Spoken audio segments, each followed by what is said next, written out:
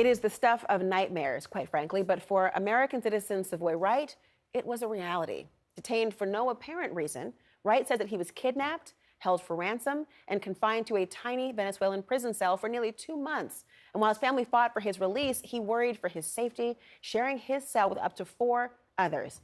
Last month, he became one of 10 Americans released from Venezuelan detention in a prisoner swap. Savoy Wright is here now to tell his story for the very first time, exclusively to CNN. Savoy, thank you so much for being here, and welcome home. I had the pleasure of speaking to your mother and sister who were fighting for your return, and it must be overjoying to see them and be home. But tell me a little bit about how you even got to that experience. You were detained, you didn't know why, but you knew that you were in trouble. Yes, I just want to say thanks for having me. It's been quite a journey.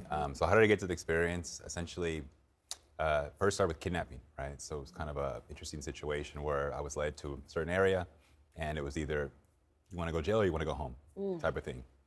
You're going to be a witness or you're going to jail is what they told me. So started with shock, and I just kind of went along to kind of see what the process would be, and it ended up getting worse and worse and worse and worse until I became a political hostage that was being traded in a huge sanctions deal internationally. So.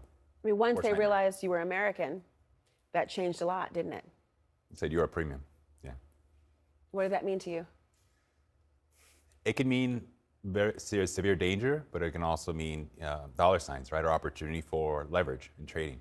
But it really, the word got out I was American and I was in Venezuela. It wasn't the best opportunity. Yeah. Some would, look at what the State Department and their different categories of different places. Venezuela, obviously a high-risk area. You traveled there nonetheless, but one could not have anticipated this happening. Did you realize, though, the extent of danger you may have been in even going? Yeah, so actually I'd been there before. So I had a visa actually in Venezuela. I speak Spanish.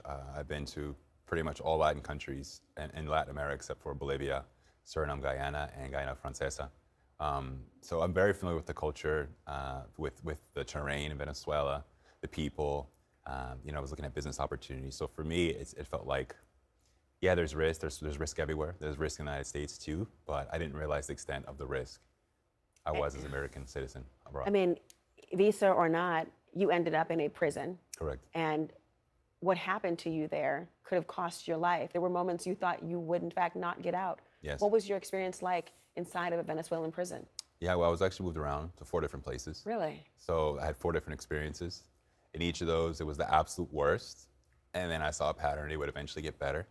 So whether through prayer, calling on certain archangels, God, reading the New Testament, it was one of the only things that were available to read. You don't really have privileges to read material. Sometimes a lot of coffee to stay up at nights. Why were you so intent on staying up? Were you afraid of being harmed? There are some places it wasn't safe probably to go to sleep. Inside the prisons? Correct. Was it even worse because you were an American in that prison? You could say that. You could say it was worse. In some places it was better. Yeah. I mean, you're very tall sitting here. Obviously, it's deceptive in television. We appear to be the same height. We are not. I'm 5'3". You're what, 8 feet tall? I can't imagine. Yeah. But you're, I think, like 6'7". How tall are you? 6'11". 6'11". Okay. Well, see, even more so. Yeah. I'm trying to picture in an average prison, right, being able to have the facilities and the space, even if you were the only person in the cell, that you shared with up to 4 people, and with your height and physical appearance, how did that impact you? Some of the holding cells where I was, there was up to 10 people or more. So it was actually more than 4. Beds, you kind of make it work, sleep diagonally, but it's really about survival, right? So there's a word in Spanish, aguantar, which is like to stand. So you're essentially, you withstand enough, because they would always say, you need to adapt. You need to make this your normal. I'm like, this isn't normal. I'm going to survive. I'm going to get through these times, and then I'm going to get out. And then, of course, you have those moments when you break. You just say, how did I get here? Am I ever going to make it out? When you're looking at that wall, you haven't been outside for 30 days. Haven't seen the sun, fresh air. Little things we take for granted, right?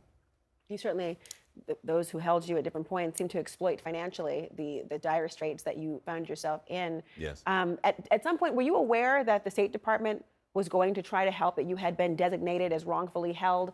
What was that process like of having that revealed to you?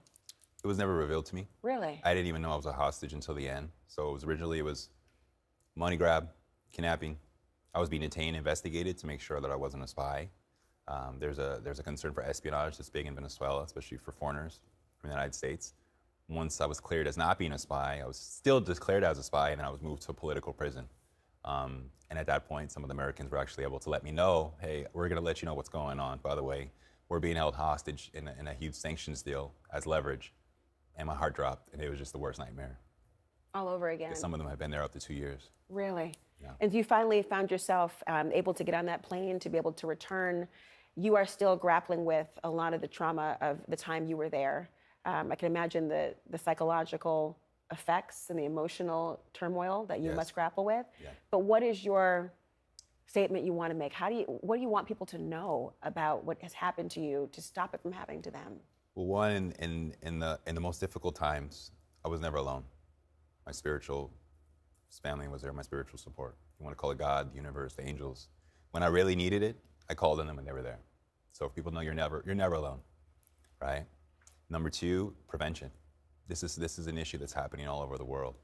And I was in the office for the Speak office, one of the hostage affairs that helped to rescue us. And they rescued people from all over the world, right? Latin America, Asia, the Middle East, you name it. And there's people that have been rescued and actually who were wrongfully detained, some even who were murdered in different places and brought back. So this is a real issue that's happening everywhere. People are kidnapped and trafficked from the US as well. So my mentors who actually helped to bring us home, who was special in my case, said, you know, Savoy, make sure you mention about spring break coming up. For all the families who send their kids on spring break, just think about it. You know, 50% of the countries have elections this year. This is a very delicate time. You know, so kids are working hard during school, but just think about it twice. Is it really worth it to send them in some places where they could be put at risk? Savoy Wright, welcome home. Thank you. you. So nice to see you.